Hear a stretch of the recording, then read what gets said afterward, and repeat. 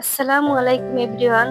আজকে আপনাদেরকে রান্না করে দেখাবো জর্দা সেমাই। এখানে জর্দা সেমাই রান্না করার জন্য নিয়েছি সেমাই নিয়েছি আমি, আর নিয়েছি নারকেল কোরানো, চিনি নিয়েছি, লিকুইড দুধ নিয়েছি। এখানে আমি বাদাম বাদাম নিয়েছি, দেখুন বাদাম, কিশমিশ, খেজুর, আর নিয়েছি গুঁড়ো দুধ। এ থেকে আমি দুই তিন টেবিল চামচ নিব। আর নিয়েছি আমি ঘি। চুলায় একটি আমি পাতিল বসিয়ে দিয়েছি, তাতে 1 কাপ পরিমাণ পানি দিয়েছি।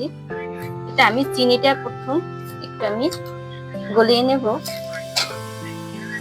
5 টেবিল চামচ পরিমাণ চিনি নিচ্ছি। এখন এটাকে আমি ভালো করে গুলিয়ে নেব। চিনিটা হয়ে গেছে, নামিয়ে আমি কাপে ঢেলে নিচ্ছি। কড়াই বসিয়ে দিয়ে আমি 1 চামচ পরিমাণ ঘি দিয়ে দিচ্ছি আমি। দিয়ে এখন ওকে গরম করে নিচ্ছি। গরম করে নিয়ে তারপর আমি একটা এলাচ, 2 টুকরা দারচিনি দিয়ে দিলাম, তেজপাতা আর সেমাই দিয়ে দিলাম।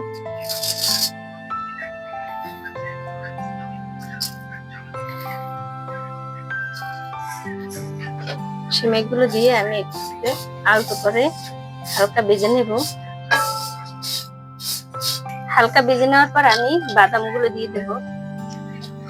আমি বাদাম, কিশমিশ এগুলো দিয়ে একটু হালকা ভেজে নেব।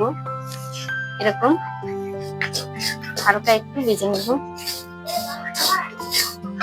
এরকম করে আমি 1 মিনিট ভেজে নেব। এখন দিয়ে দেব আমি 2 টেবিল চামচ পরিমাণ গুঁড়ো দুধ। গুঁড়ো দুধ দিয়ে একটু লাড়িয়ে নিব। তারপরে আমি দিয়ে দেবো একটু চিনি গুলিয়ে রেখেছিলাম, সেই চিনির পানি।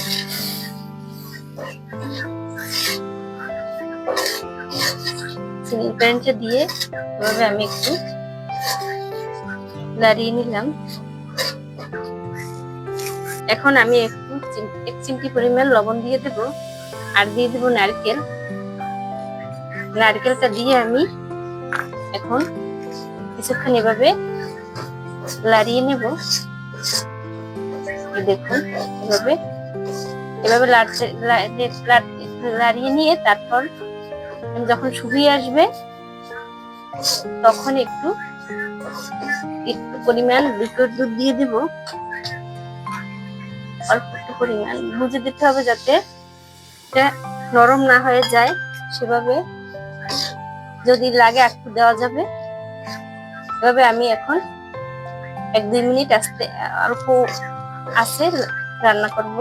2 মিনিট আমি হালকা আছে মানে চুলার আগুন একবারে কমিয়ে দিয়ে এভাবে রান্না করে নিচ্ছি। দেখুন এবার আমি উপর থেকে একটু খেজুর দিয়ে দিচ্ছি। একটু পুরো খেজুর দিয়ে আমি এখন এটাকে নামিয়ে ফেলবো। এই দেখুন কি জর্জরা হয়েছে।